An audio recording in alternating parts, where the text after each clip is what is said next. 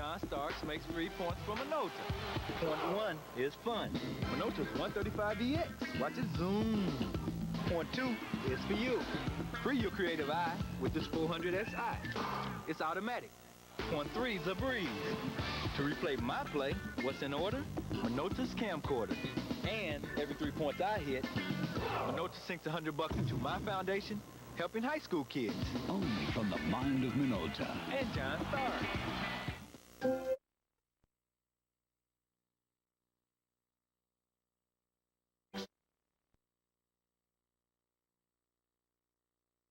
Through last year's regular season with 63 amazing wins.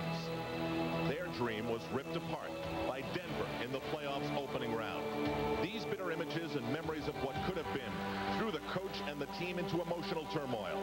The reality was that, like the Knicks, all they could do about it was go after it again and rely on their 2 stars.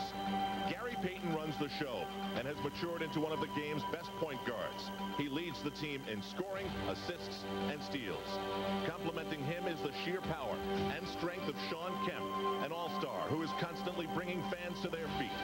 Tonight, 2 teams on similar missions with almost identical records get together for their one time in New York.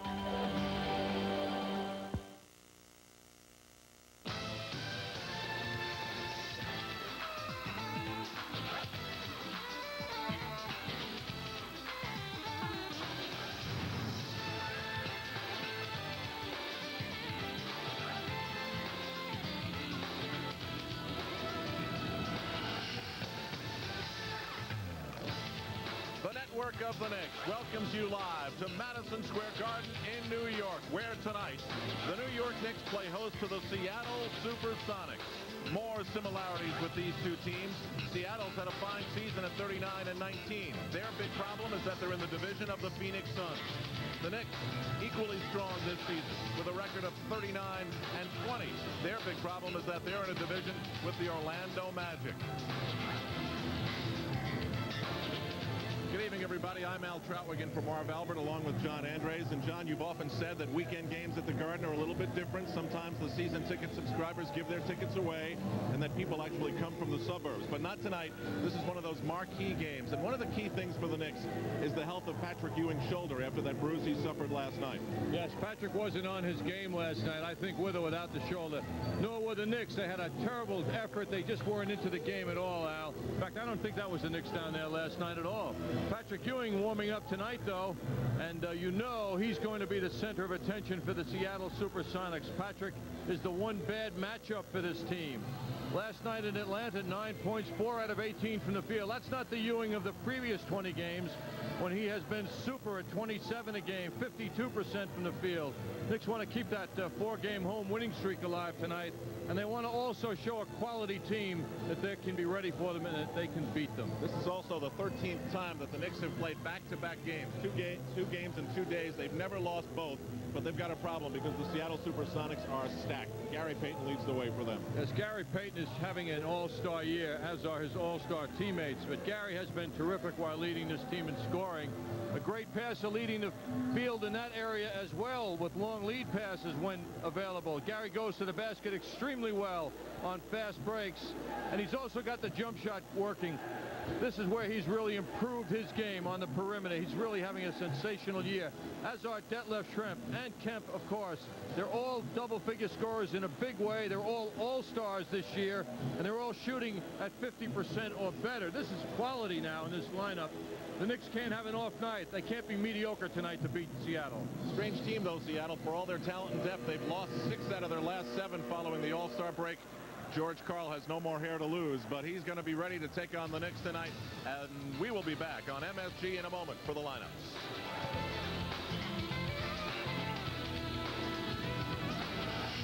Citibank, the city never sleeps. We are ready to go. This could be a game to remember. The Knicks and the Sonics. Let's meet the lineups. Sonics at guard, a 6'5" from Illinois, number 13, Kendall Gill. At guard, a 6'4" from Oregon State, number 20, Gary Payton. At forward, at 6'10" from Washington, number 11, Detlef Schrempf. Forward at 6'10" from Trinity Junior College, number 40, Sean Kent. And at center at 7'1" from San Francisco, number 24, Bill Cartwright. The trainer is Frank Furtado, assisted by Mark St. Ives. Assistant coaches Bob Weiss, Terry Stolley, and Dwayne Casey, and the head coach George Carl.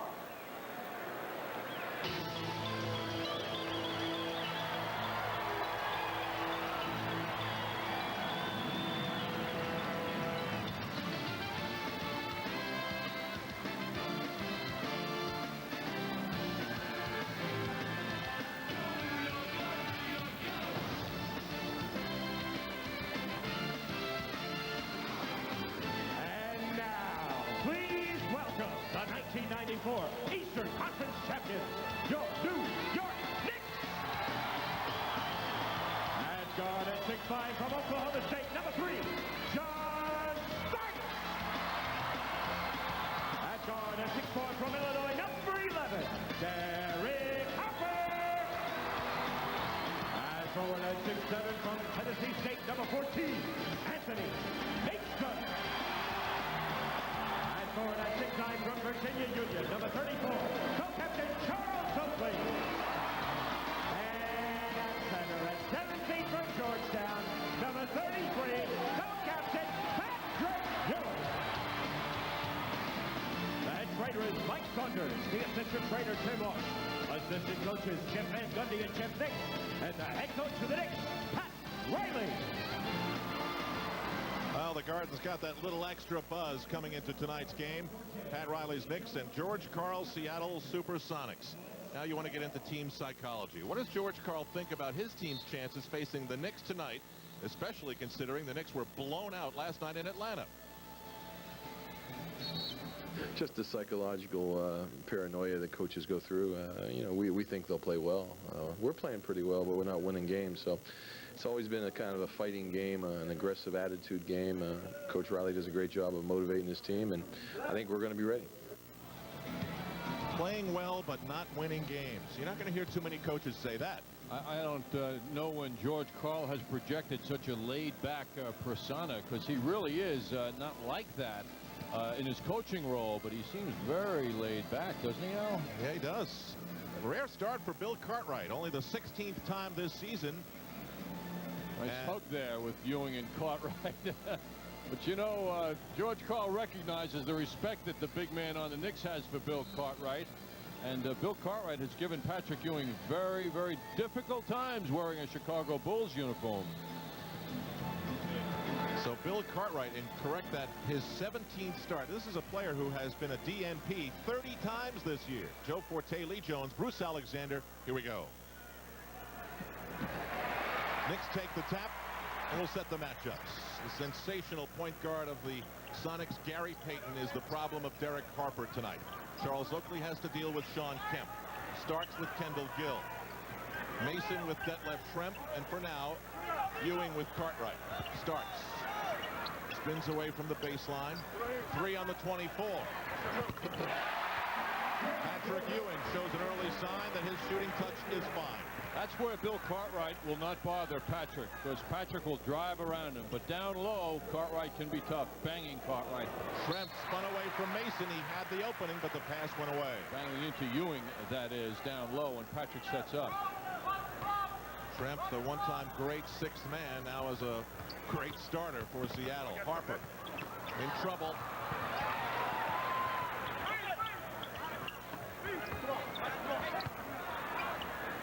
Harper back for Ewing, posting up low, leaves Oakley open. Oakley just gave it to Gill and then fouled on the reach back. Well, you see the pressure of the Sonics. This is a fine defensive team. They lead the NBA in steals, had the second best steals season a season ago in the NBA. There's one thing I noticed about their recent games, John, is that when you go back to the stretch in January when they won 10 straight, consistently 12, 13, 14, 15 steals a game. Lately, it's 7, 8, 9. So it seems as though that's one of the edges they've lost. They have 7 players who average at least 1 steal a game. Kemp. Ewing up high, Harper on the move. What a big day of hoops at Madison Square Garden. The Big East semifinals earlier today. And now this. Starks lost the handle. Nick sloppy here in the opening moments. Well, the worst thing John did was then attack the man who had the ball, because it left the backcourt wide open for a Kendall Gill layup. So easy. Bad instinct by John on that play. Tied at a deuce apiece. Starks gets away from Payton. Gill stays with him, now drops off. A bunch of mismatches now have been created. This is not one. Mason on Kemp. He gets the roll. Those are two big bodies. That'll be tired when this one is over. Tough pass. Kemp creates something. Rejected by Ewing.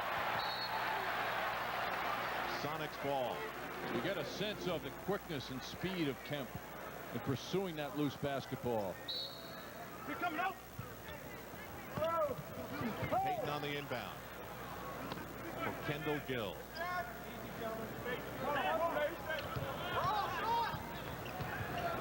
Cartwright wide open. Sonics not hitting their shots.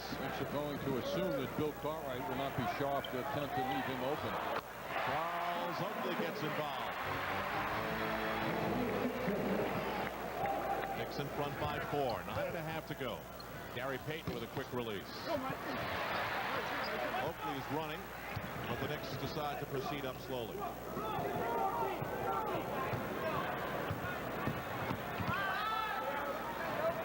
Starks, great fake on Kendall Gill. But Schrempf beats Ewing to the rebounding position. Always a good sign, though, when Ewing is in there scrapping and waving at that basketball as he just was. Another pass went astray. Harper lets it go for 3. See, those flat-footed jump shots and flat-footed teammates mean no chance at offensive rebounding. It's not exactly a clinic so far, is it? Bill Cartwright tries to draw Ewing from the low post by setting up way outside. That creates room for Kemp. Again, he's tangled up on the baseline. Starks. What a feed for Harper. The Sonics love to counterattack quickly. This is a team that can run and kill you when they do. Harper full speed back to make sure Payton doesn't get away from him also. Seattle 1 for 6 from the floor. Schrempf fakes Mason. Great creation by Detlef Schrempf. Deceptively tall guy. Schrempf has such a well-balanced game. You don't think of him as that tall, but he's 6'10".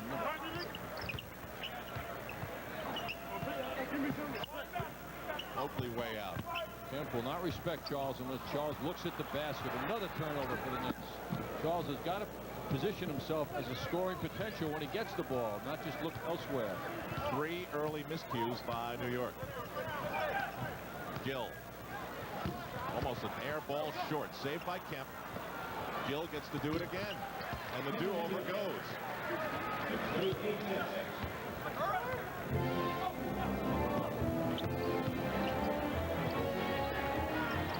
Knicks looking to post up Ewing. Cartwright's got Patrick out a couple of steps from where Patrick wants the ball. Now he's got it. A lot of patience by the Knicks before they hit Ewing. Well done. Look at the hard work Ewing had to go through in order to get that basketball over. Knickerbockers 10. Seattle Sonics 6.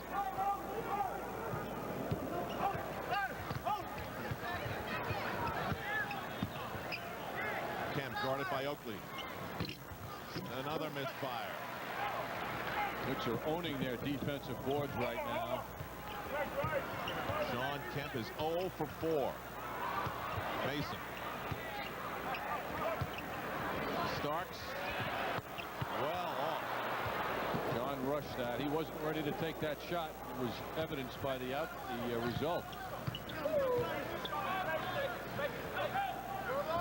The crew-cutted Detlef Schrempf is really hit hard. Foul on John Starks. We've got our first timeout at Madison Square Garden with 6:20 to go in the first.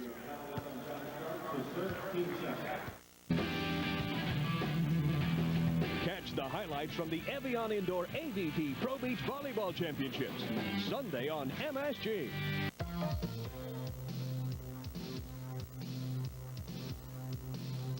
Nobody beats Long Island Diamond prices. My dad got my mom's ring here. Long Island Diamond saves you a lot of money. We got the diamond we wanted at the price we wanted. Long Island Diamond is a world-class selection of all sizes, shapes, and price ranges.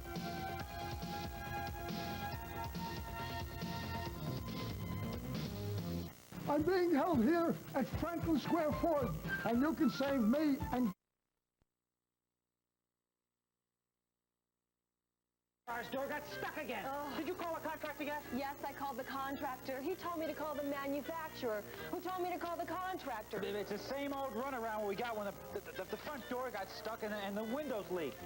Don't get the runaround. At Elegant Entries, we manufacture, install, and service every door, window, and garage door we sell. For free shop-at-home service on a location nearest you, call Elegant Entries at 1-800-482-6900.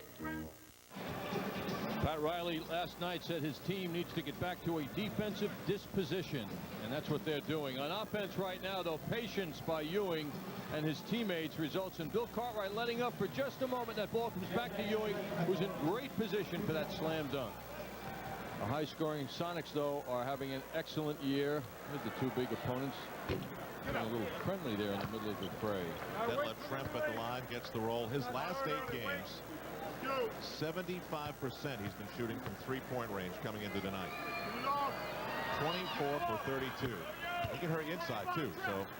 I've never seen Cartwright and Ewing so friendly during a game as they are right now. Starks moving on Gill. Ewing draws the double. Oakley's wide open on the near side. Oh, Ewing took on the entire team, it seemed, and drew the foul. Cartwright is called for his first foul.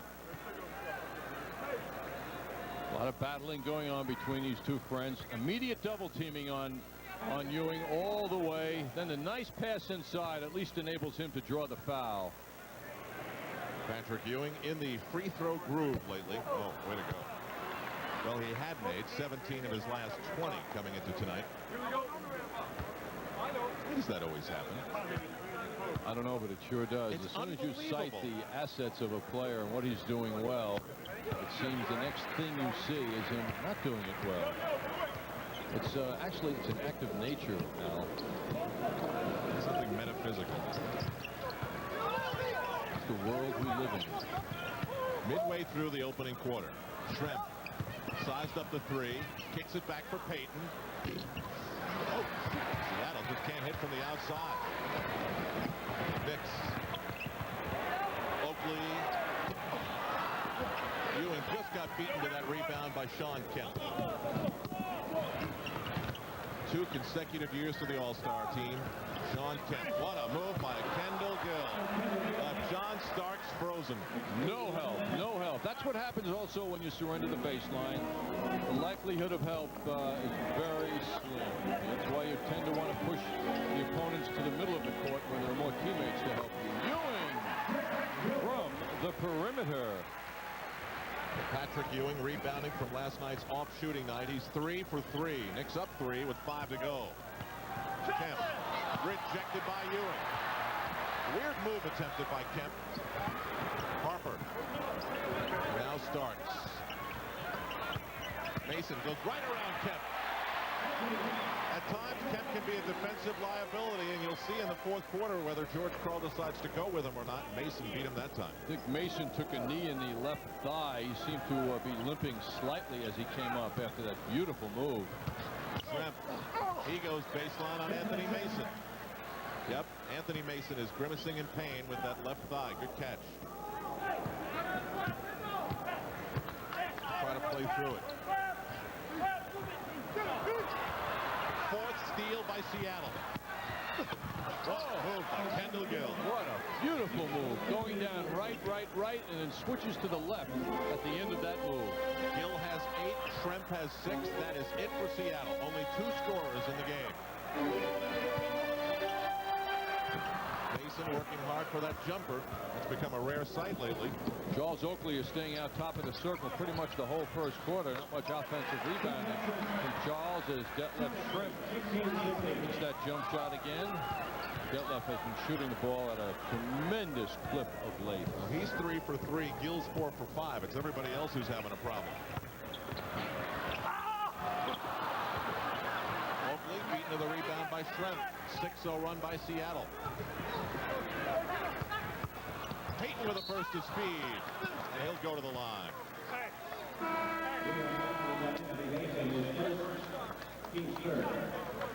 The intense defense of the Sonics creates an offense for them.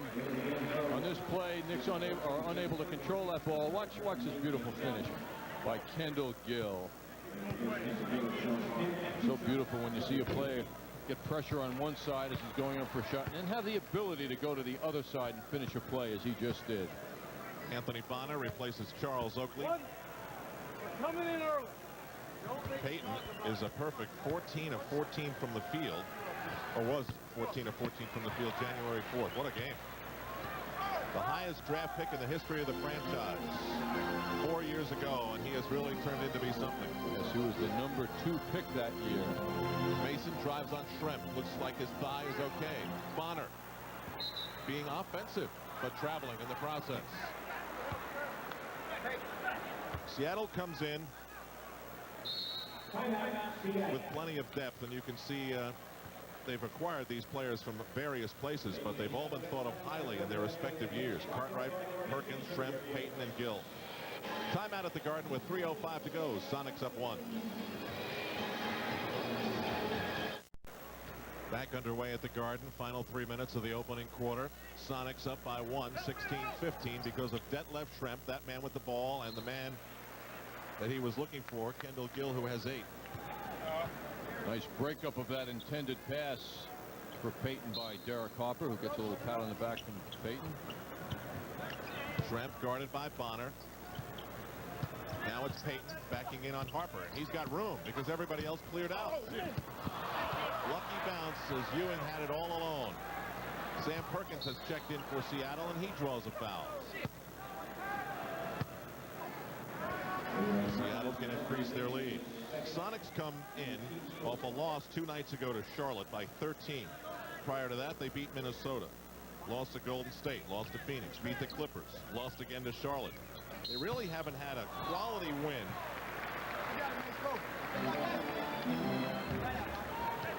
Traveling is called. They really, when you look back, since February 6th, they're 7th and 8th. They haven't had a quality win since the 2nd of February when they beat Orlando.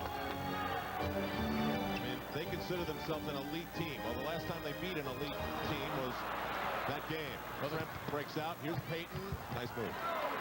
Making Ewing the ball handler on that play was work against the Knicks as he coughed that ball up. But Al, you know they've beaten San Antonio twice this year, and they've also beaten Orlando twice, one of them by 40 points, believe it or not. Harper lets go a 3. This is an 8-0 run by Seattle. Speaking of the Spurs, did you see the way Doc Rivers helped them win a game yesterday against Cleveland? 1 second to go, and he found Sean Elliott all alone under the basket. Quite a finish. Hubert Davis enters the game. Certainly hope you were with us on Knicks game night. Producer Howie Singer crafted a marvelous life story of Hubert Davis. A thoughtful man. The Bible very important to him. Great relationship with his dad, who is here tonight. And you know that Hubert, who lost his mother, Bobby, when he was 16, knows and thinks often about the fact that it's her birthday tonight, and he'd love to have a game for her. Ewing thinks again. Harper, or rather Davis. Saved by Bonner. This is Harper. Great hang time, but it still doesn't go for the Knicks. No easy shots for the Knicks with this defensive-minded team. McMillan went all the way and missed the layup. You'll notice when the Knicks are going up for shots, they seem to be contested every time. Ewing draws a foul. And the Knicks could really use these 2 points here. Sam Perkins commits his first foul. Gary Payton leaves. Kendall Gill returns. For George Karl today, the Knicks have not scored in 340. Just to Kendall Gill, this is a guy who obviously thinks minutes are incredibly important. Another foul, but this is an offensive foul against the Knicks as Perkins goes down. Derek Harper on a very strong drive, but he hit Perkins. Take another look at it now. Harper committed to the move, and the big man Perkins is bent backwards on that contact. So now Kendall Gill with the ball. George Karl said today on The Fan that our basic philosophical difference comes from the fact that Kendall thinks he's a 38-minute-a-game guy, and I don't put him in that category. I heard that interview, Al, also with Chris Russo. Ewing came down with another rebound, and he's furious that a foul is not called as it's knocked away from him, but the Knicks have it. I think part of the point was that they don't do well against teams with big scoring machines. And he was pointing out the Orlando and San Antonio and Houston success Seattle has had. Oddly enough, they've had not anywhere near that kind of success with teams with smaller front lines. Harper draws Askew, who's come into the game, and a 3-second violation against the Knicks.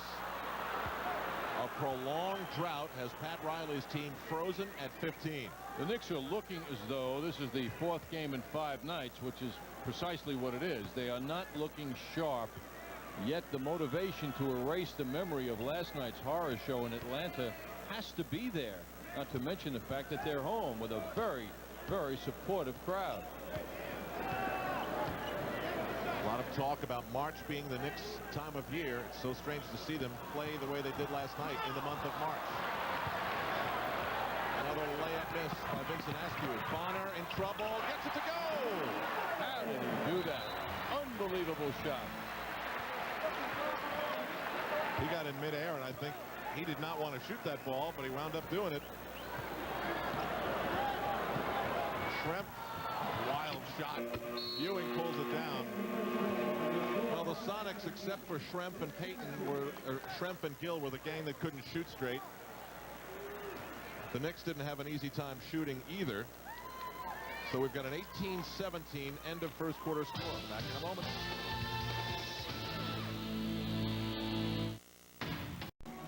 There have been trades that almost happened. There has been discontent between Kendall Gill and his coach, George Karl. Karl says things are better now than they were earlier in the season. The focus mainly playing minutes. Here's Gill earlier tonight. I really don't want to comment on it any further. You know, I've decided to, you know, we made a promise to each other that we would drop it as far as talking about it in the media and to anybody else. So, you know, I don't really want to comment on that right now. All I can say is that it's all been done with, and I'm glad that it is. Michael Kay, our man on the case, and I guess after listening to George Karl on the radio today, I mean, he didn't say anything disparaging, but he did discuss it on the radio, so I don't know that he's upholding his end of that bargain. Coach's privilege, Al. Okay, we'll give him that. Make the rules, break the rules, whatever. Sam Perkins at the line, hitting the first of 2. We're 16 seconds deep into the second quarter. Sonics 19, Knicks 17. Perkins hits them both. This is not a happy night for Sam Perkins if he has to guard Patrick Ewing. Now the Knicks have to make it happen, though.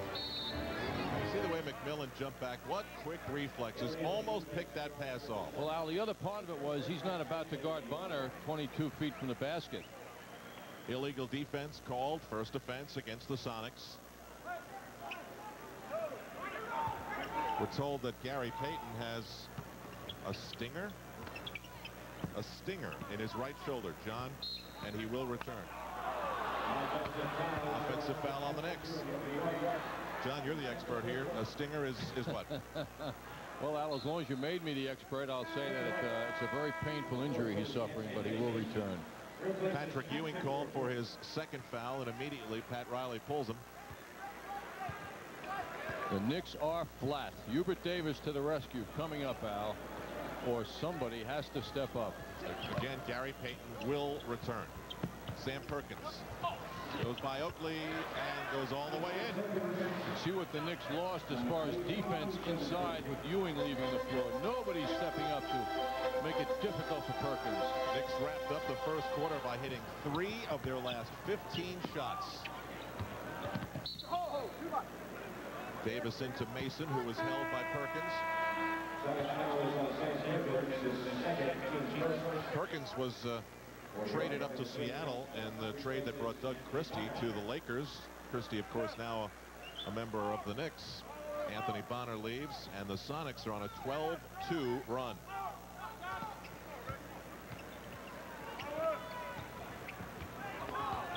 Davis breaks free. Askew right with him. Mason spins away. Looked like he had pretty good position.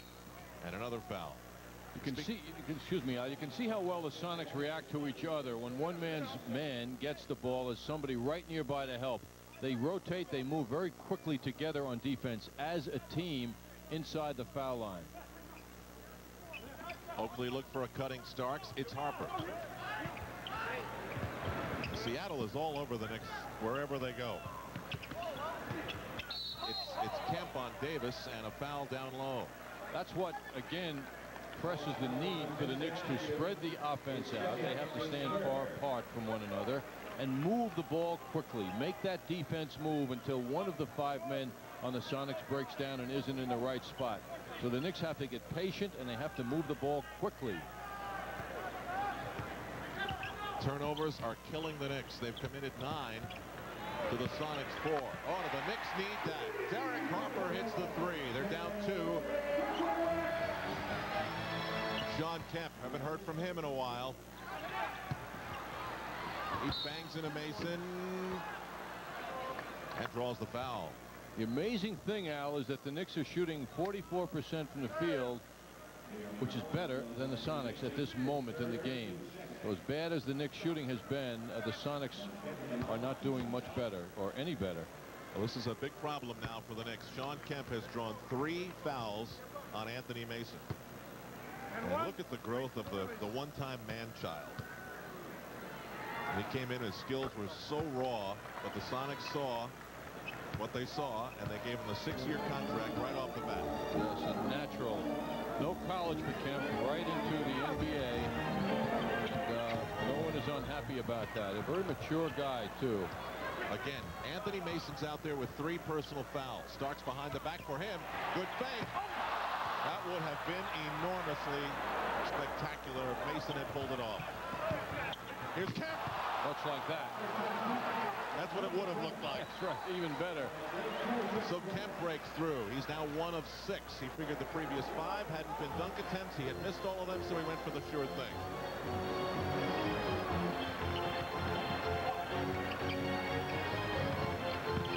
And they'll kill all over Hubert Davis. Angered Mason, though, you can see he's anxious to get back. Derek Harper's hit 2 in a row. Well,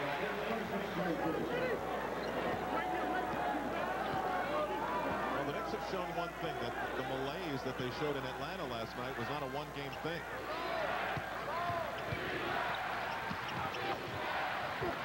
What a rebound by Kemp. Lost the handle. Starks is able to grab it. The crowd getting into it. Harper spins, picks it back for Davis. Knicks going with 3 guards. And a foul that will send Hubert Davis to the line. Hubert under pressure as a jump shooter took that big step. At the other end, Mason almost with a spectacular shot. The dunk doesn't go. Sonics push the ball down to the other end. Sean Kemp now with a slam dunk. He has a special way to get those slam dunks in a manner that turn on any crowd. Right after that play, Oakley letting Kemp know he's around. Charles working him over, boxing him out. And despite the fact that Oakley did a good job boxing out, Kemp with his quickness, tremendous quickness shown on that play. Got that ball. Something went wrong on that free throw. You could see at the moment it left Hubert Davis's hands. So the Knicks are within 3. Nate McMillan, taller than Harper. They go inside, and now the Sonics are going to Kemp and going to Kemp. He takes a shot to the arm. Gary Payton has removed the shoulder treatment and re-enters the game, replacing Nate McMillan. And now here is Sean Kemp. He's got a unique way of running, John. You know, he almost prowls up the floor. You know, his feet don't get great height. Can't say he's a graceful runner, but boy, does he get there with power when he does. It's an unusual gait that he has. He's very loose. Go ahead, I got it. So it's Harper on Payton. Kemp is waiting to pick up Oakley. Herb Williams is in against Sam Perkins. Vincent Askew. And Starks goes right by Kendall Gill. Kemp with a quick transition. Out for Perkins. Look at this mismatch. Hubert Davis on Sam Perkins. Gill hits Starks. It's amazing they didn't go back to Perkins, though. They just ignored him. He still had Hubert Davis on him. They're going to count that basket. And they're going to send Sean Kemp to the line.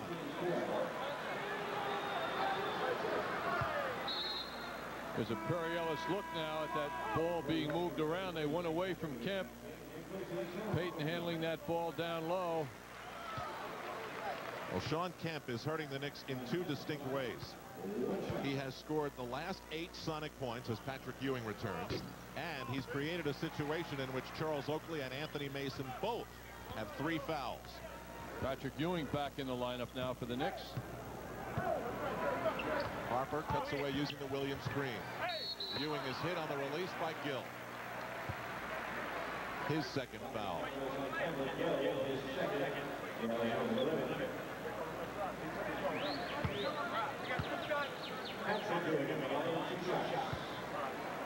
.7:44 to go in the first half.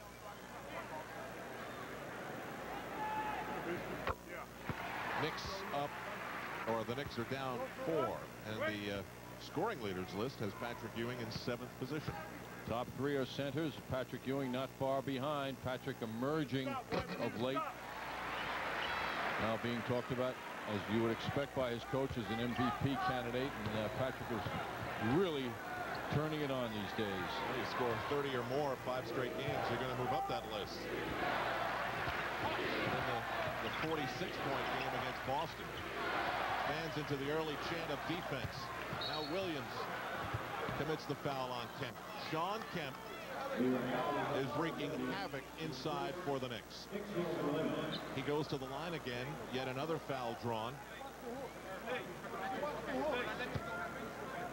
Herb Williams doing his best, but Kemp with his upper body strength a little better at getting that basketball and then presenting some very difficult moves. Kemp is 6'10" tall. Moves with great fluidity. 78% from the line. He comes in averaging 19 points a game.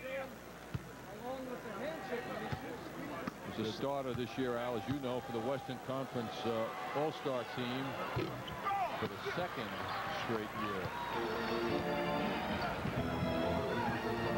Harper moves up. Finds Ewing. Spins one way, then the other. Beautiful move. Kemp comes out of the backcourt. Payton, now Perkins. Wide open, he'll take it. That line drive is off. There's Kemp again. Now Gill. Harper runs to the rescue. Sonics by 4. Nice move by Harper. Williams didn't want to shoot. Now thinks about it. On Kemp. Kemp bothered the shot. Davis comes away with it. Kemp recaptures it. Jump ball. Al, you threw a curveball a moment ago. Kemp was Shemp, and we were thinking about the Three Stooges real quickly. Did I say Shemp? It slipped out. Our guys in the truck were very responsive as Three Stooges fans, you know. See, I don't know how I did that because I was always a curly guy. I really always was. Very nice. Whoop, whoop, whoop.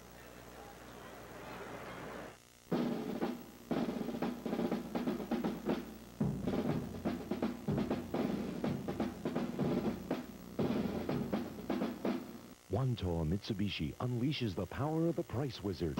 Your price is my command, and I'm granting powerful deals. The 95 Galant ES at prices you've only dreamed of. 95 Eclipses at prices you won't find in Newsday. 95 Montero leasing at hundreds less. Montour Mitsubishi sells and leases more in 1 month than most dealers do all year. Montour Mitsubishi, put my power to work for you. And discover what thousands of your Long Island neighbors already know, that you get something more with our low prices. You get even more than the best incentives, even more than award-winning service priced fairly. At Hassett, you get 73 full-time employees driven by one singular objective: your peace of mind.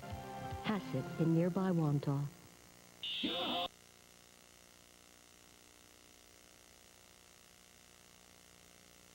I know we need a new sliding patio door, but I want one that never needs to be painted. And slides like it's floating on air. And how about a screen that never pops off the tracks? And don't forget about solid, secure, draft-free construction. Why can't someone build the perfect sliding door? Somebody just did. Introducing the Magnum 7000 patio door system from Elegant Entries. All the features you've been looking for at incredible introductory prices.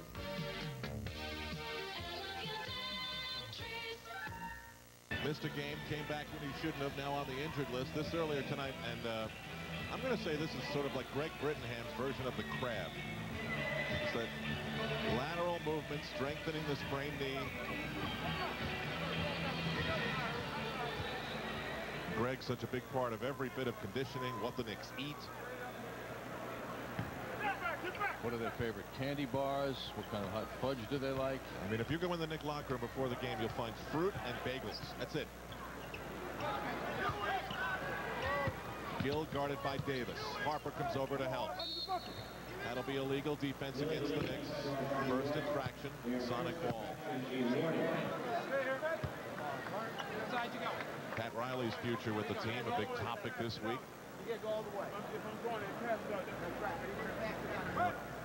I guess it's just a topic that'll go away because it's pretty obvious we're not going to find anything out until the season is over. Stay tuned. One never knows. Gill breaks free. Patrick Ewing is going to say he got all ball, but they call a foul on Hubert Davis. So Davis commits the foul, and Kendall Gill will go to the line. And John, I've solved the Schrempf problem. I was probably thinking of Detlef Schrempf, but looking at Sean Kemp, and that's what happened. Meanwhile, Kendall Gill, we just saw working hard around in the rebounding area. Kendall Gill at 6'5", a terrific rebounder, and from the backcourt, he's averaging 4 rebounds a game.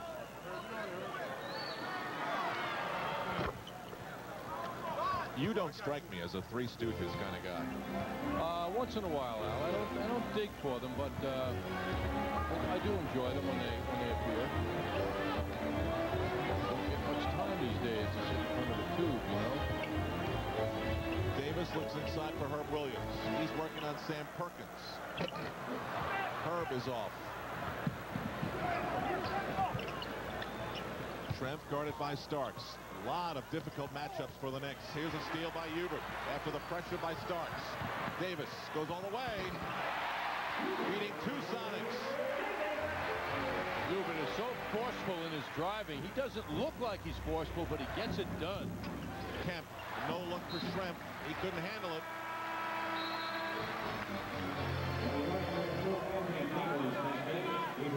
Detlef Schrempf never played for Doug Moe or with Curly Neal. It's theme night. Moe or Curly, it's theme night. Crew cut. The crew cut of Detlef. Nice signing. 9 rebounds and 9 points for Sean Kemp. Ewing. Ewing's got 11 to lead the Knicks. Harper is the next highest with 7. Ewing's really getting it done. 11 points, 7 rebounds. Payton, helped by Bonner, knocks the ball out of bounds, but that's an example of rotating defense. Bonner coming around. His teammates were focusing on the man with the ball, and he instinctively went to the logical area, passing area where that ball was going to be, and broke it up. Gary Payton on the inbound thought about Kemp, instead went to Gill. Under 5 minutes to go at Madison Square Garden in New York. Way off on that shot. There's Kemp again. So strong, beating the 24-second clock. Oh, he loved it. He loved it as he comes up court, knowing the battle he just won. He has been enormous. He's got a double-double already. 11 points, 10 rebounds. Starks spinning every which way to lose Payton. Ewing pops out. Tipped out of bounds by Kemp. Patrick's asking a lot of himself under pressure to throw a court pass and hope that it hits its target. Kendall breaks away. Another Seattle steal behind the back. Payton. Textbook. Beautiful play. Beautiful play. Hubert Davis threw that pass too low to Ewing. Knicks have committed 10 turnovers. Down by 5 now. Knicks had 18 costly turnovers last night in Atlanta. Patrick Ewing stays hot. He's hit 5 of 6 for 13 points. Knicks have to extract as much as they can from Patrick. Perkins is not the stopper that Ewing fears. Shrimp drew the foul as he passed off. Herb Williams commits the foul, and Mr. Bill returns to the game. He started. You can see George Karl doing this too, because once you get a sense that Ewing's getting the touch over the shorter Sam Perkins, why Sonics don't want to let him get much, and that's why they have Bill Cartwright back out there to push Patrick around. Detlef Schrempf on the line for George Karl. He's got 9. Kemp's got 11. Gill's got 9. The big 3 of Seattle so far. Nick foul troubles. Mason 3, Oakley 3. Ewing and Herb Williams both playing with 2. Sonics always looking for the pickoff. John Starks draws the foul.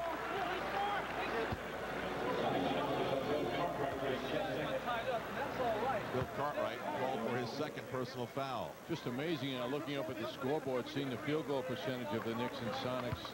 Sonics shooting 39% from the field. The Knicks are 50%. Score is very deceiving in this game.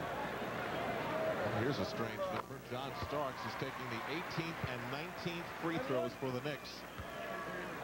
I'm sorry, the 7th and 8th free throws for the Knicks. Meanwhile, all those fouls have allowed the Sonics to go to the line 17 times. Knicks down by 3, 3.5 to go in the opening half.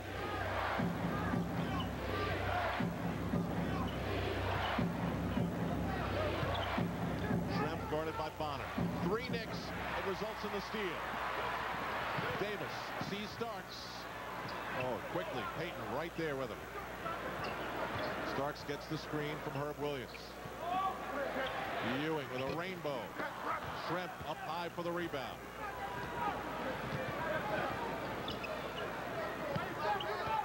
Gill tries to go baseline, and Hubert Davis commits the foul. With that foul and the upcoming free throws, a break at the Garden.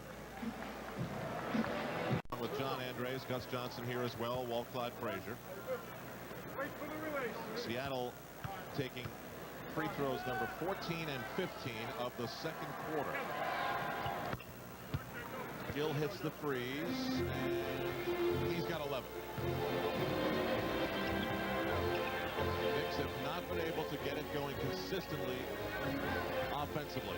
And they haven't been able to take advantage either of the Herb Williams-Patrick Ewing combination that's been out in the court for several minutes. They are not getting any open shots, and the steals are beginning to mount up. Up the floor with one dribble, Kendall Gill.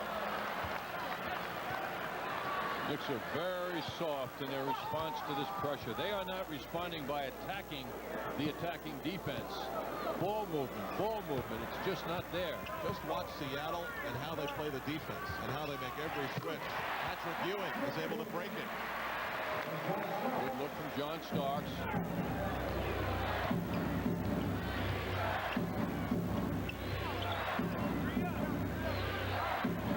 Sonics run a set piece now. They started off with Kendall Gill. Starks using his forearm. Now Sean Kemp. Quick look for Schrem. Honor with the bound.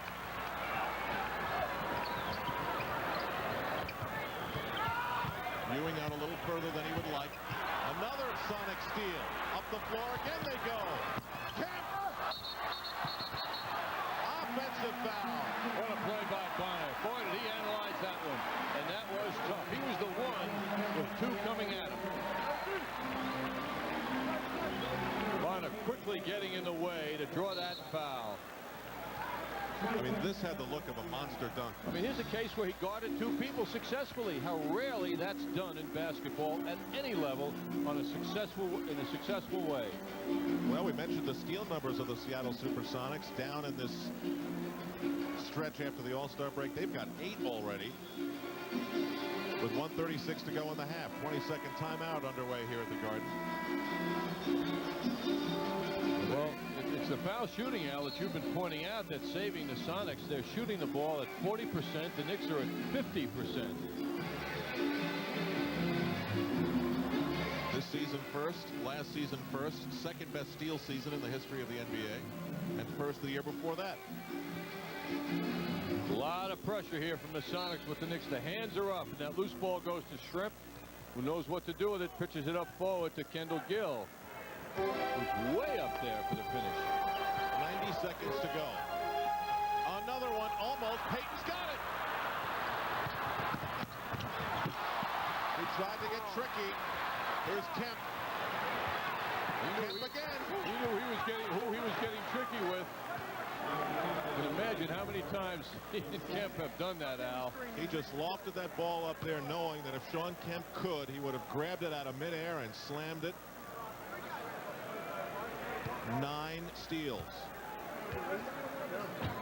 Oh. Very creative. And the competitive fire of Kemp keeps working till he draws that foul.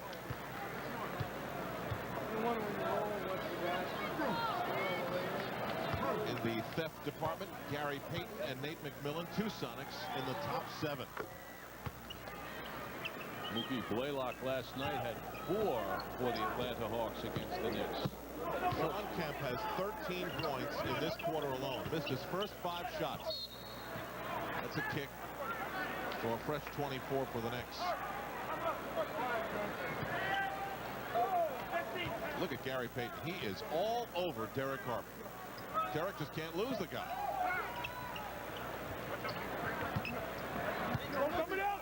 Ewing, a slow, deliberate dribble.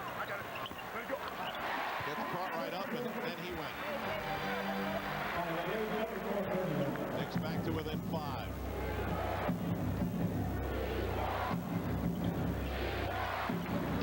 Gary Payton with a lot of room. The Knicks go at him, then they back off, then they go at him again. The Sonics want to post up Gary Payton on Derek Harper, and they get the foul. Harper is called for the 3rd foul. Harper a lot stronger looking than Payton, but Payton is one of those wiry people who looks not as strong as he obviously is as he posted up Derek Harper. John, at this point of the game, I've got to give enormous credit to George Karl coming in with a game plan, if you want to call it that. Let's get Sean Kemp on Oakley. Let's get Sean Kemp on Macy. Let's take some of the key performers and try to get them in foul trouble, and it has worked to perfection. It's their defense, though, Al. It's done it for them. They've caused so many turnovers, and they've had a party at the foul line here in the first half because they are not shooting the ball that well. Their perimeter game has been nothing here. Sonics up 6. Seattle has missed 6 free throws. Davis, everything is done under pressure when the Knicks are on offense. Ewing way out. Illegal defense. This will result in a technical free throw for the Knicks.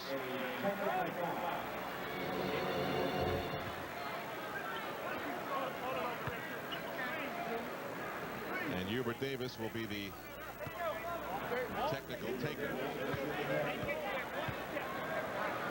Hubert shooting at a 75% clip from the line this year, and under that scenario didn't come through. And Derek Harper with a very brief exit from the game. Bonner sits, Harper returns, and once again Pat Riley goes to 3 guards.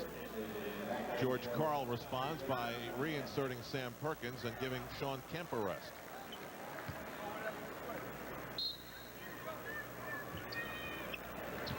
.6 to go. The shot clock is off.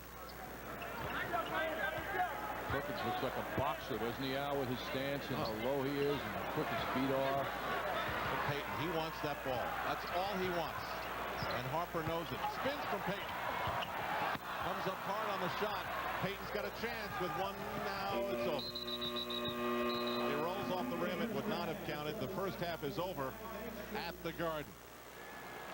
Pat Riley's Knicks under the pressure of Seattle's defense, trailing by 6. Gus Johnson will be with Walt Clyde Frazier. Mike Crispino's at the MST Sports Desk. All when we come back.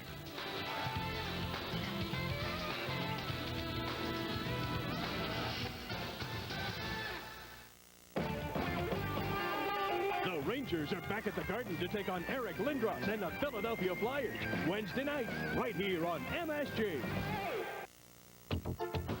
Where's Becker? Where's Becker? Becker is back. Yes, Becker is back in Island Park with a treasure chest of great deals on new and used Chevys, Geos, and Dodges. Where's Becker? That's right. Becker is back with great service, great prices, great deals, and great financing. So you're sure to find the car you want at Becker Chevrolet Geo Dodge. Where's Becker? You'll find Becker right here in Island Park at 4101 Austin Boulevard, just off Long Beach Road. Here's Becker. Save a treasure. United States Postal Service. We deliver smart solutions for you. And by MetLife. Get Met. It pays. 45-39 your halftime score. Sonics 17 of 23 from the free throw line in the first half of play, and the Knicks will try to limit their shots at the charity stripe in the second half. Now to start the second half, let's go to our Al Trotwick and John Andres. Guys? All right, Gus, as you well know, no one does the stat sheet like Johnny Hoops. John? Yes, Al, the Knicks with a very interesting first half, 50% from the field. The Sonics only 38%. But that's not the story of why the Sonics are doing a better job. Free throws is the big difference. The Sonics getting to the line 17 for 17 points. The Knicks only 6 from the foul line. The Sonics doing a bigger job on the offensive boards and total rebounding. Rebounding the Knicks. And in the steals department, Kendall Gill leading the way. 9 big steals for the Sonics. Points in the paint also favoring the Sonics, who put 3 men in double figures in the first half. The Knicks only one, and that is Patrick Ewing, who had a solid first half, but not much support. On we go. Seattle up 6. Kendall Gill for Sean Kemp, who's met by Mason. Detlef Schrempf draws Patrick Ewing. And the Knicks come up with a steal. Harper sees Ewing, but pulls up. And Patrick Ewing draws a foul. So the Knicks start out with a response of their own. They respond in kind. Harper couldn't believe he missed that shot the way he reacted. It's the 3rd foul on Bill Cartwright. Patrick Ewing is 3 for 4 from the line tonight. So he's hit 20 of his last 24 free throws. The big area of improvement in Patrick Ewing's game this year is rebounding. Number 3 now behind Dennis Rodman, who was in his usual stratosphere, and Tuesday's opponent, Dikembe Mutombo. Patrick now with 9 rebounds in this game. So he's targeted to beat his season average. Knicks within 4. Harper on Gary Payton. What a pest he was for Derek Harper in the first half. They whip it around the perimeter. Gill crossover. Stark stays with him. That wasn't a travel? Yes, it was, of course. Oh, you did some officiating in your day. Never did, no. Never did, really? No. Not even on the young level? Never did. Never held a whistle, in fact. Boy, you seem to have that groove, though.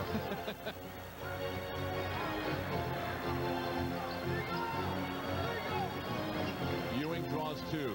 Starks with a very quiet 1 for 4 first half. Gill swipes at the ball. Starks tap dances along the baseline. Charles Oakley beats the 24-second clock. Strong finish for Oakley, getting his second field goal. Charles was 1 for 2 from the field in 15 first half minutes. And he's still waiting for his breakout game following the return from toe surgery.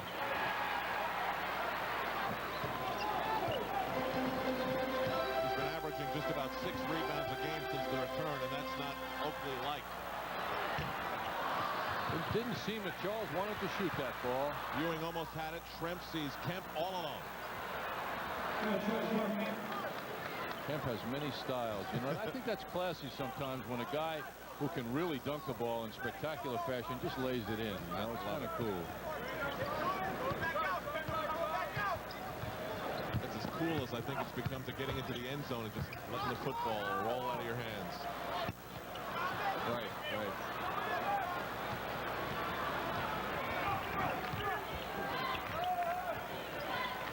Kemp. And this is the move that turned the game for Seattle. Sean Kemp got Anthony Mason and Charles Oakley in foul trouble and then scored 13 second quarter points. That time no foul, but 2 more.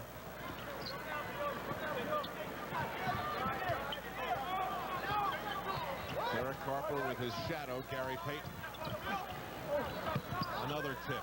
Every pass, it seems, is tipped or touched or almost by Seattle. I never saw the actual call. Traveling, perhaps.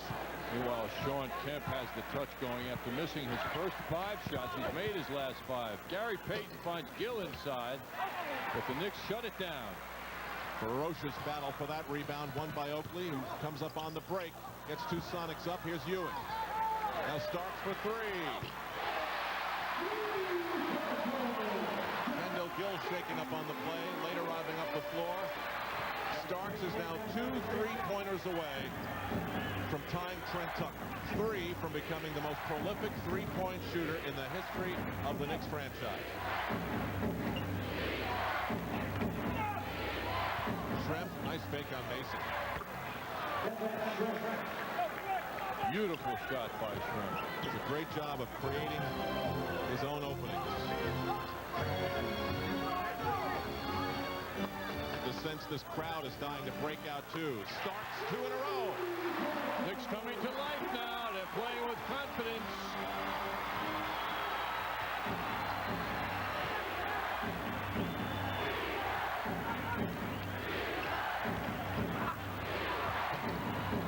It's Gary Payton.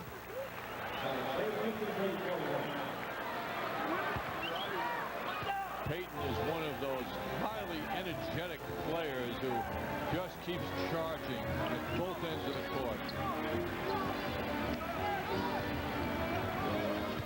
Mason met by Schrempf.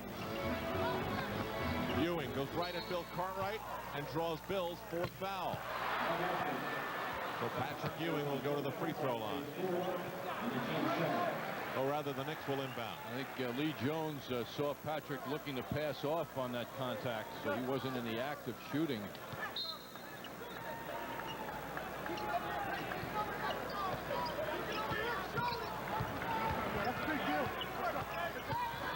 Harper lays it for Starks. Slapped away by Kemp. Starks looking for the foul. Does not get the call, but the Knicks keep possession.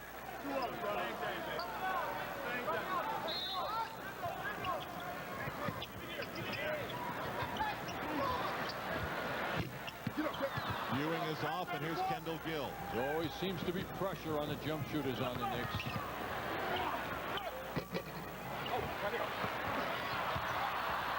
Starks and Kemp collide. Every loose ball is viciously fought for. Second foul on Sean Kemp. Kemp's really having some game. He also has a terrific disposition as a competitor, Al. He plays very hard, but doesn't have any bad side to him, it seems, anyway, in this game. You know, we don't see him that much. Mason tangled up. Gets it out. Starks goes by Gill, and he is just pounded by Kemp and Schrempf. Kemp wants the jump shot. The jump ball, rather. Fouls on Schrempf, his first. Speed of the Sonics finding that basketball, double teaming, quick move. A Perry Ellis look at John Starks getting squashed while drawing the foul. Sonics have a lot of speed and they know how to use it. Their lead is 3. Starks can make it 2 with 7 minutes to go in the third quarter. That three-point field goal of John Starks a few minutes ago tied the all-time Knicks club record for three-pointers in a season. 386. And you think of the bomb squad of 88. This is it. 1988. And there's still so many games left. Last 11 games, the Knicks are shooting 40% as a team beyond the three-point line. Payton, 5 on the 24-second clock. Gary Payton draws the foul, and it will count. With 3 seconds left on the 24-second clock. Timeout at the Garden with the Sonics up 5.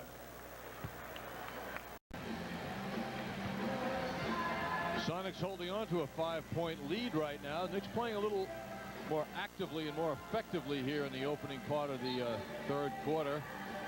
Talk about the Knicks tying that three-point record of 1988. There's the bomb squad. Rick Pitino's team at that time. Johnny Newman, Mark Jackson, Rod Strickland, Gerald Wilkins, Trent Tucker.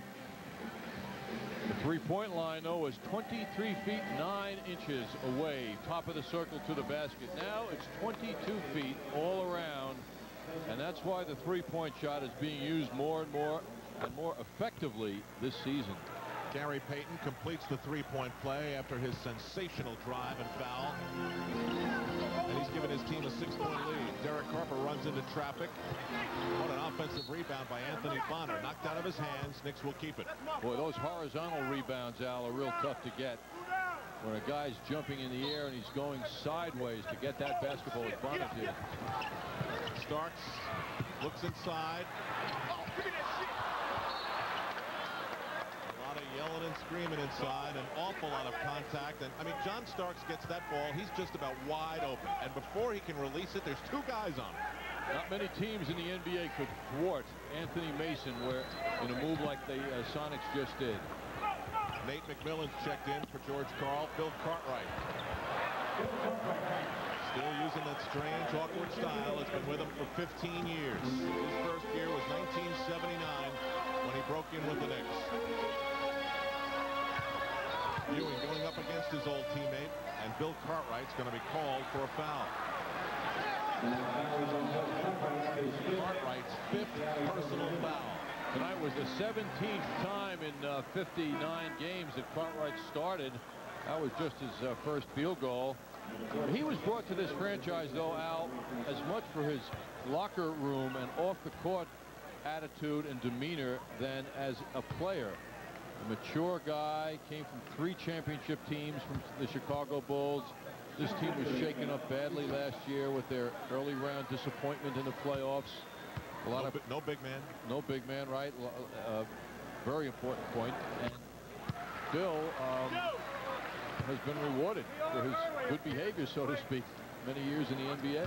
Well, the rap was that in the regular season, the Sonics could just run you off the floor. But, of course, in the playoffs, the tempo and everything changes. Half-court offense is a lot more, and you can expose the lack of a good center. So Bill, in a game like this, plays a pretty good role for Seattle. Giving Patrick Ewing a rough time. Patrick is highly respectful of Bill Cartwright. Offensive foul is called against the Sonics. Detlef Schrempf is called for it. Mason working very hard on Sean Kemp, forcing Kemp to respond. And it's really distracted Mason. Off numbers so far, 4 points, 2 rebounds for Anthony Mason, who's been playing so exceptionally for the Knicks. Well, he's dealing with a guy who's real tough. I mean, Kemp is boxing out Mason and playing Mason just as tough as Mason plays other people. Ewing goes down hard, but looks to be okay. Some free throws coming up, but let's get this update from Mike Crispino. Alan John, it's over for the Nets. The 3-game winning streak is history. George Murison hitting Don McLean. 21 points for him after that 3. And the Bullets win at 110-102, snapping the Nets' 3-game winning streak. All right, Mike. Patrick Ewing hits the first of 2. And the Sonics lead it by 6. They had led by 8 moments ago, their biggest lead of the game. Nets will be here next Saturday, Al. Nets who had happy things coming out of their camp the last couple of days with that 3-game winning streak. Butch Beard get a little bit of a break. Right. Payton guarded by Harper. Now McMillan. Schrempf thinking 3. Mason and Ewing battle Perkins and McMillan. It'll be Nick Ball. You know, one of the interesting byproducts of the 3-point range coming in closer is Detlef Schrempf. In 9 years in the NBA, he made 133 threes. This year, he has 61 with the shorter distance. He has taken advantage. Ewing hits the turnaround. Knicks within 3 as they respond to that burst of Seattle. 4:44 to go in the 3rd. Kemp spun around, ran right into John Starks, and that's an offensive foul. Well, timing is everything, and Starks had it working that time.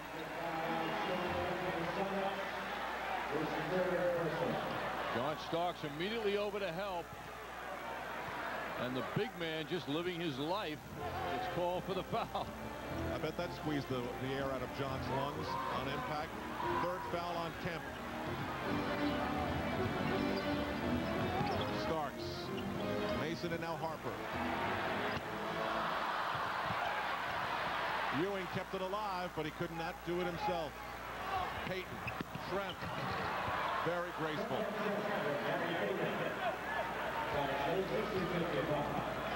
Seattle gets up the floor in a hurry.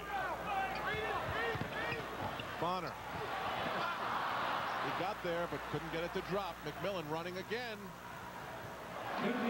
2 fast break lay-ins for the Sonics. Knicks do not have enough offense out there right now. Mason was very quiet tonight. Bonner just can't get anything going in the offense area. 22nd timeout is called by the Knicks. 3:47 to go. John, you didn't call him Shemp a minute ago, did you? You did call him Detlef Schrempf. Detlef? Yeah. Detlef, interesting 3-point situation. As we were just mentioning, our AT&T long distance graphic shows it quite clearly. In his first 9 seasons, he was a 32% shooter from 3-point range while making 133 threes over 9 years. This year, 22 feet all around for that 3-point shot, and he's a 60% shooter, and he's already made 61, almost half of what he did in 9 years.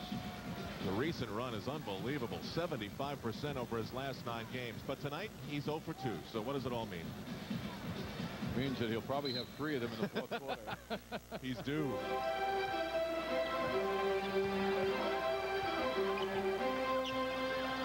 Every little opening that Derek Harper creates is from a lot of hard work. Starks.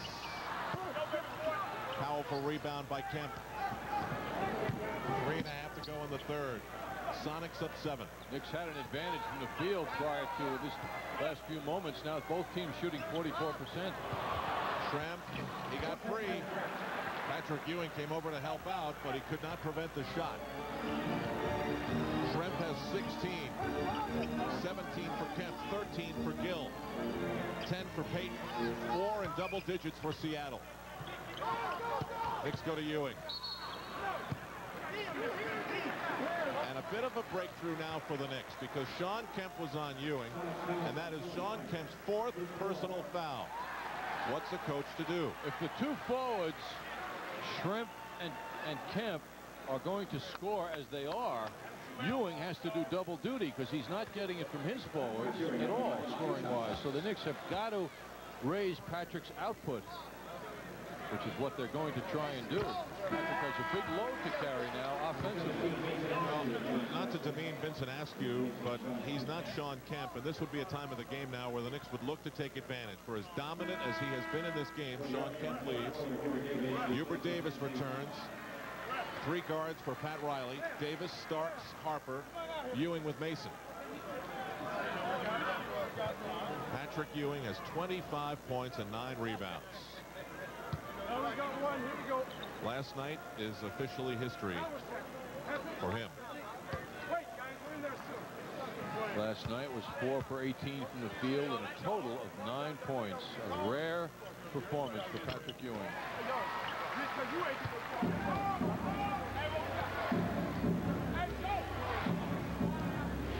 Just under 3 minutes to go. The Sonics lead it by 7.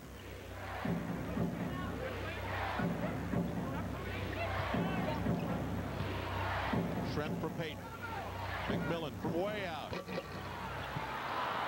Vincent Askew, who wears number 17, in honor of Chris Mullen, pulled down the rebound. John, we're told, as Sam Perkins goes inside with a wild shot, the WMVP radio in Chicago is reporting that Michael Jordan will return to the Bulls on March 24th at the United Center to face the Magic. His second game would be right here at the Garden on the 28th. Traveling is the call. Again, that is being reported by WMVP radio in Chicago, and you've got to think that they've built up some pretty good Bull sources in their time. With that thought, a break on MSG.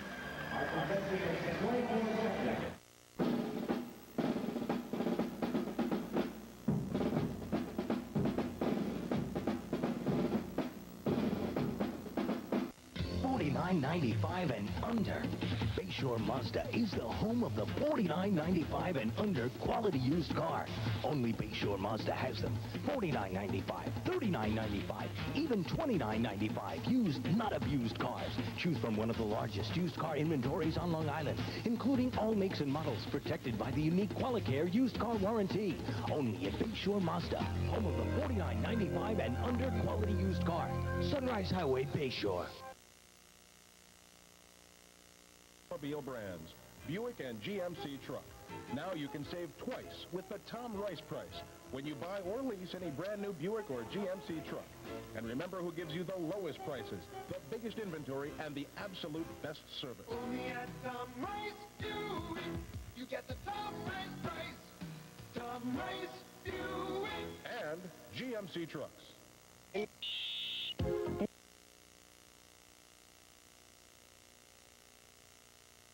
Universal Tool of Mastic, Long Island's leader in tool sales, service, and rentals, is proud to bring you the leader in power tools, Bosch Power Tools. They let you cut quicker, drill faster, and they have the best jackhammer in the world. Bosch is the name real pros use, and Universal Tool is where they go to get Bosch toughness, Bosch reliability, Bosch power. And remember, Universal Tool delivers. Located in Mastic and their new location in Farmingdale. Call 420-1420.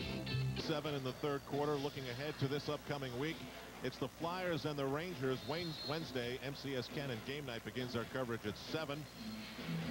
You can catch tonight's Rangers game from the Forum in Montreal on Rangers Rewind. That's tonight at 11:30. Report from the Sonics is that Kendall Gill has a bruised kidney, took a shot to the lower back, and most likely will not return. That with Sean Kemp on the bench in foul trouble. And the Knicks want to be thinking about making something happen in this game soon. We believe we found the play where Kendall Gill got hurt. It was John Starks working underneath the basket there, and you can see he put that right arm up into what appears to be the lower area of Kendall Gill's back, which didn't look very forceful, but it must have hit just right in order to inflict that pain. Sensitive area. Things have a way of evening out, John. Seattle took 19 free throws in the second quarter. Big advantage for them. They've taken 1 in this, the third quarter. The Knicks have taken 10. But the Sonics still lead it by 5. Under 2 in the third. Nate McMillan, fathered by Hubert Davis. Knick defensive intensity looks to be picked up. 5 on the 24-second clock for Gary Payton. For Schrempf, it's a 2-point attempt, and he hits it.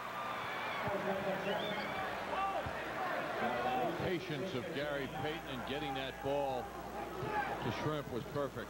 Schrempf leads the Sonics with 18 points. 7 of 13. Ewing.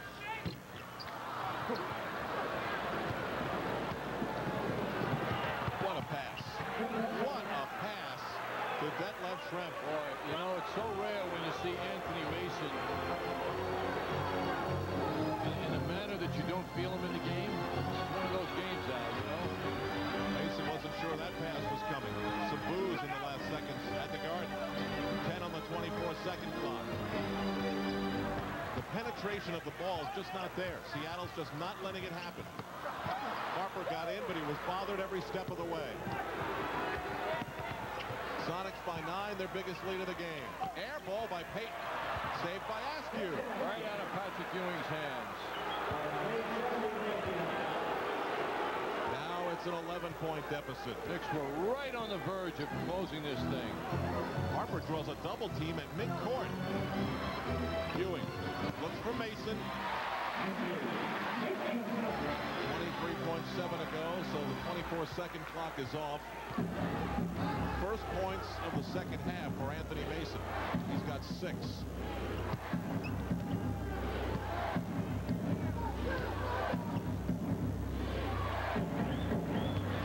Perkins gets it to Askew.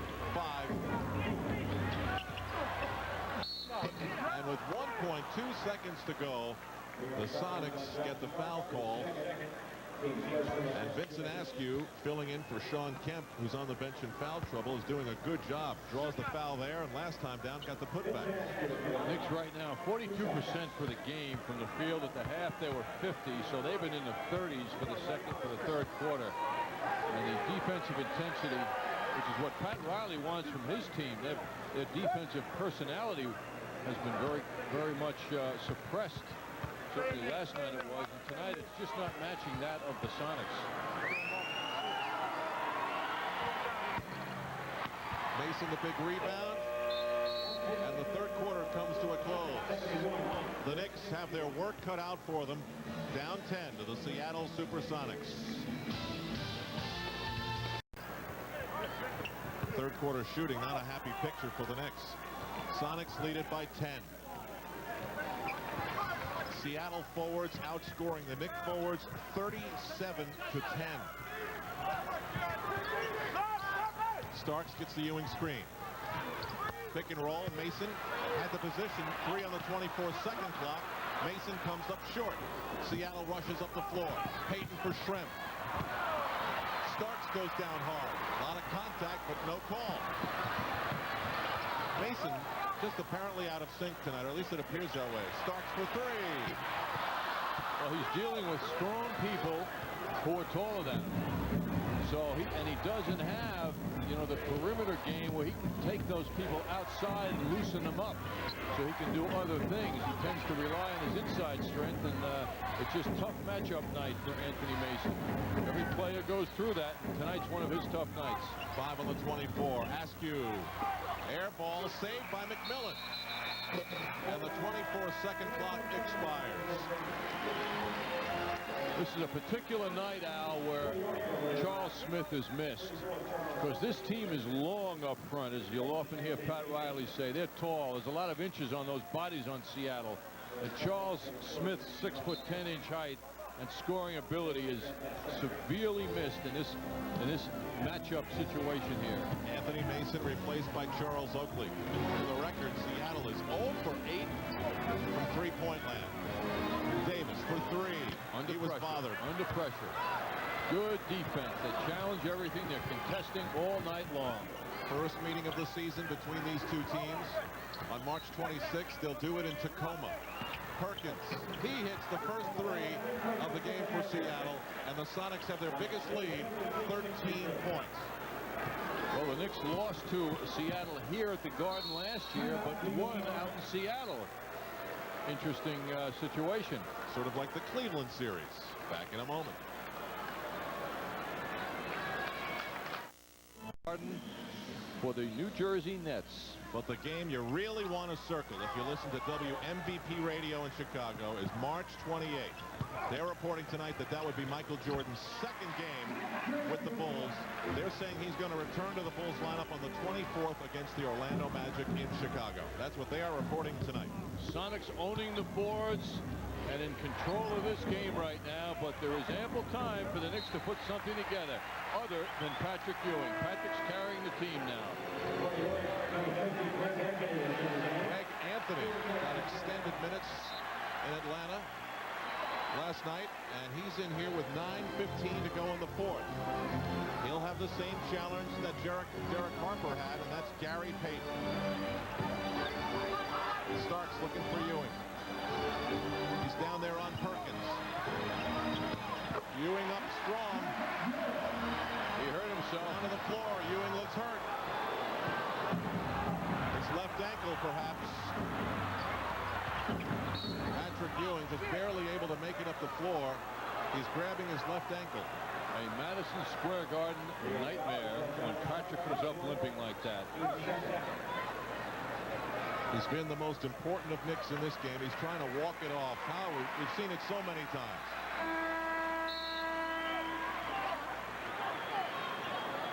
Patrick working hard on Sam Perkins, who lets him move. Patrick takes the spot he wants, makes the shot, but perhaps came down on someone's foot at the end of that play. Another look at it now. Patrick going up for the shot.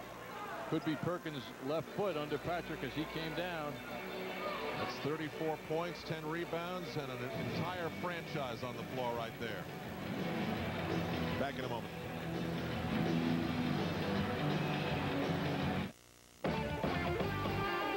The Rangers are back at the Garden to take on Eric Lindros and the Philadelphia Flyers. Wednesday night, right here on MSG.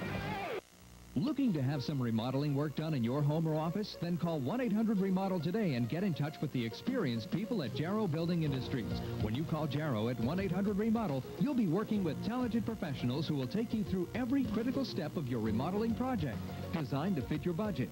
Jarrow Builders has been providing quality remodeling work for over 29 years and offers a 3-year warranty on workmanship and materials. Call Jarrow Builders today at 1-800-REMODEL and begin to work with the best.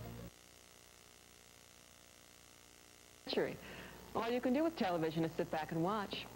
But if you lived in the 21st century, you could actually participate. You could use your remote control to conduct market research, fill product orders, check inventories, buy and sell stock, send and receive mail, hold business meetings, and call up a real menu for a change, and order lunch. The 21st century will be a boon for business. And the good news is you don't have to wait for it to occur, for it's happening right now in Fairfax County, Virginia. The perfect place to relocate a business. Call this toll-free number and we'll send you a Fairfax County brochure. Of course, if you were already in the 21st century, you could just call up the information on your screen and print out a hard copy right there in your den. But you're not, so we'll just have to do it the old-fashioned way. Call toll-free and we'll drop it in the mail. It may take a few days, but that's the price you pay for living in the past.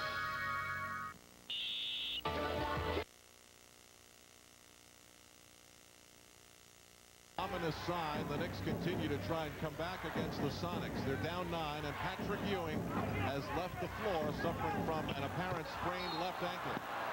Sean Kemp roars to the basket, and we've got a whistle.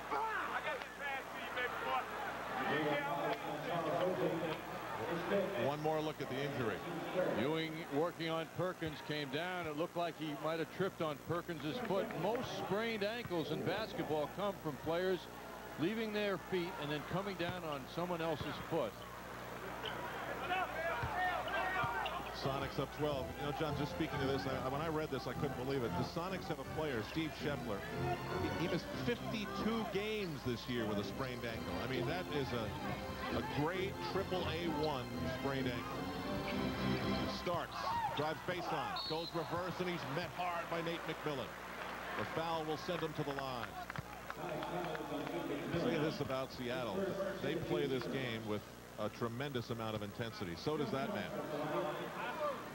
Patrick, just moments ago, he may be going for a to get his ankle retaped.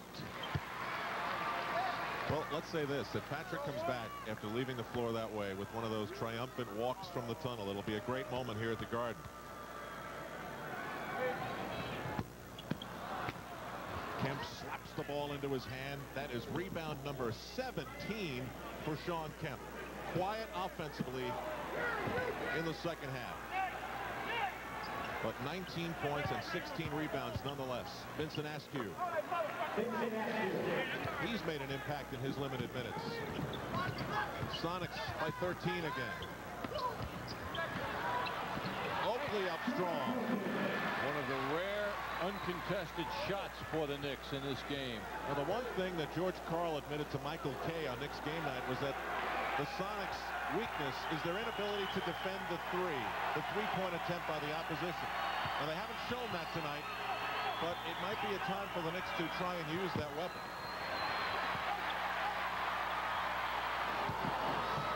Starks.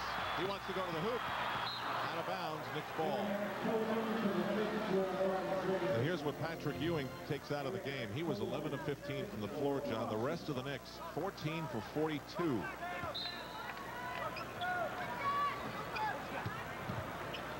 Knicks obviously need a perimeter game badly now. Even under pressure, it's very difficult for Hubert Davis to get a good shot off. Davis hits metal. 1 for 5 is Hubert Davis in the game. Schrempf, or rather Kemp.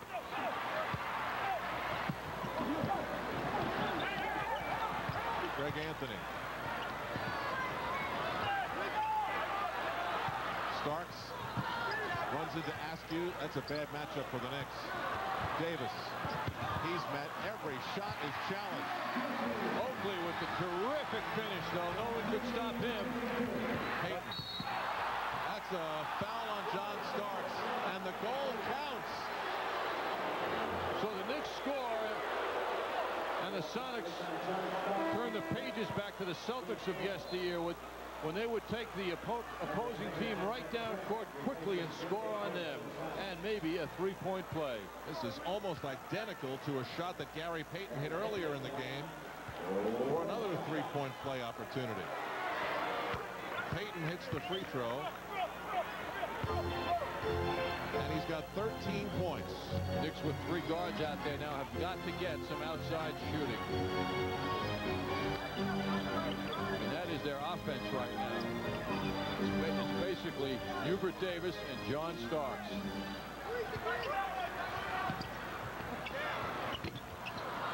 Oakley battles hard for the offensive rebound.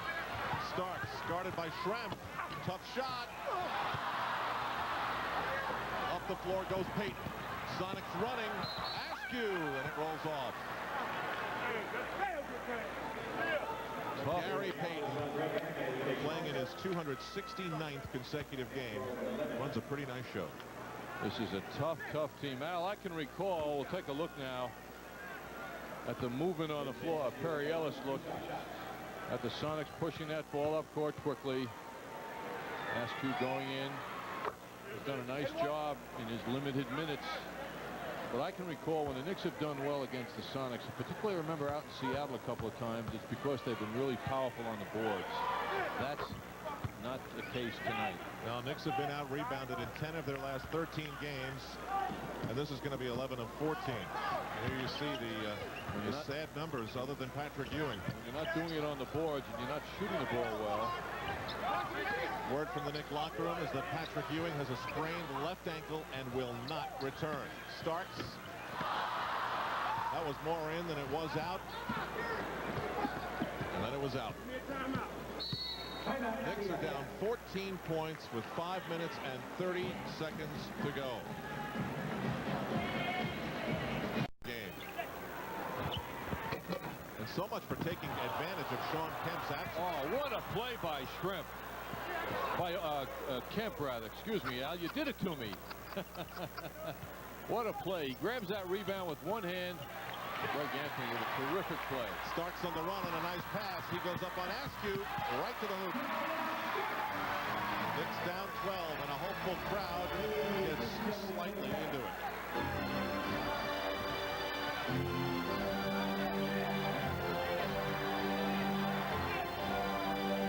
Now Schrempf and the Sonics give him room to move.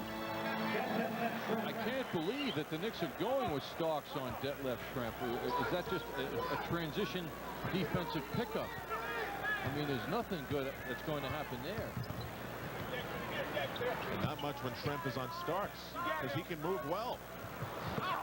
Greg Anthony heaves up an air ball. Well, this is turning into a real disaster. Gary Payton. The Knicks in danger of being swept in back-to-back nights for the first time this season. They're playing Ray Milland to his lost weekend.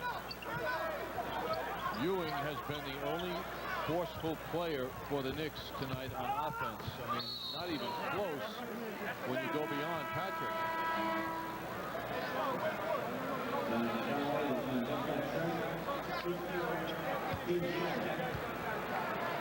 Well, the Knicks had won 4 games in a row. John Starks will go to the line. Interesting story in the Post the other day about Derek Harperow and his leadership abilities, which are obvious. But in a game like this, it's disappointing, you know, for Pat Riley not to have Derek rise to the occasion of the Seattle Supersonics and show his leadership and effectiveness that he has. He just might be in a mid-season slump, so to speak, you know, which reflects his many minutes and the load he has carried for this team in the backcourt. And you just wonder also whether this team has hit a little bit of a wall. I mean, this in Pat Riley's era has been the month where they showed their stuff. Undefeated last season, winning record the year before that, and the one before that. And they started off great, 4-0, but now 2 very disappointing losses. Very disappointing losses. Last night, you know, you're going to have your blips on the schedule. You're going to have nights when it just doesn't happen for you, especially if you've got Seattle at home the next night. You know, you can easily say they look past it. But well, also the fatigue potential, 4 and 5 nights. But Seattle's on the road, too. They have a game tomorrow night in Detroit. Well, the road is cruel to everybody. Pat Riley reflecting on these green uniforms of Seattle. I'm sure can remember last year when the Knicks played here, a disappointing effort. And Pat was reflective in that situation also, where he was very down on the effort of his team. I don't think there was a lack of effort tonight, though, Al. No, I don't think that either. Just a matter of the Knicks have been severely outplayed position for position, with one exception, and that is the center position where Patrick Ewing got it done. And if you're looking at it from a Seattle Supersonics perspective, a team that comes in losing 6 or winning 6 of their last, losing 6 out of their last 7, or 6 and 7 since the All-Star break. Finally, we got that right. As you pointed out, this is a big step. This is a big step in the right direction. Their last quality win was early in February against Orlando, several games ago. This has been a struggling team till tonight. Amazing. Against Charlotte the other night, no fast break points in the game. Watching this game, that's almost impossible to imagine. You can't imagine that with this team, right? Alonzo Mourning had 35. That's the soft spot for the Sonics. The center position is a difficult one for them to defend. Hubert Davis is wide open. I think he's the first Knick to take a wide open shot tonight. If not the first, pretty close. The Sonics running their way to 18 fast break points.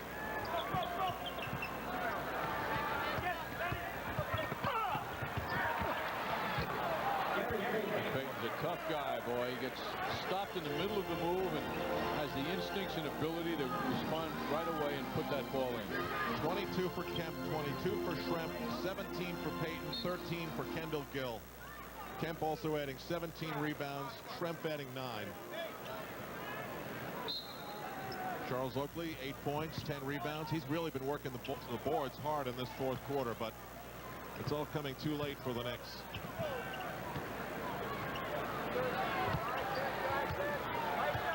Pat Riley said last night in Atlanta the team has to get back to their defensive disposition. And It just hasn't happened. Certainly, it hasn't happened at the offensive end. The Knicks were coasting for a while with their offense, shooting the ball very well. But tonight, at both ends of the court, they've been handled. 8 on the 24. Sonics using the clock. Payton in midair gets fouled with 1 minute and 5 seconds remaining.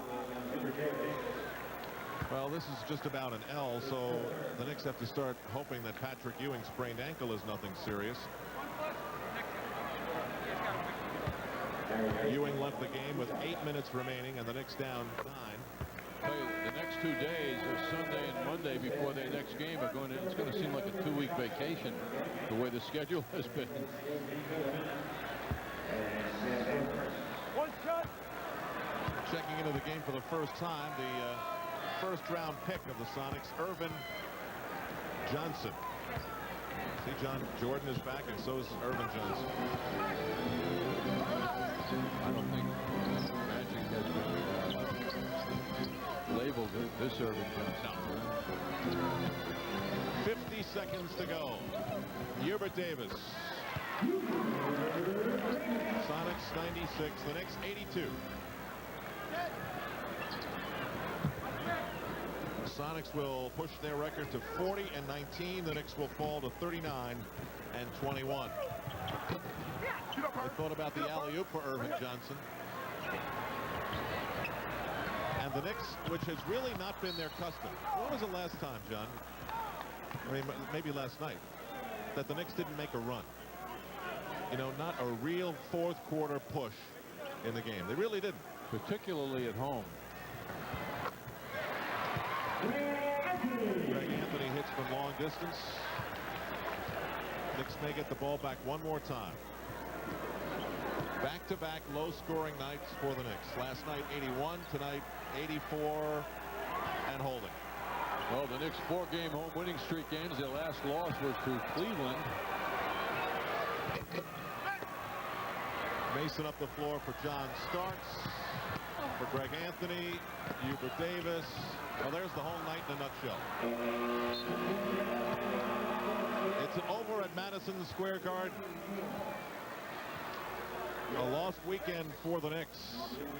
The Seattle Supersonics come into their house and win for the second consecutive year. Tonight it's a 96-84 defensive showcase for the Seattle Supersonics. George Karl's team has been struggling lately, but they show all the signs of heading in the right direction. We'll be back as Gus Johnson anchors our post-game coverage on MSG. Stay with us.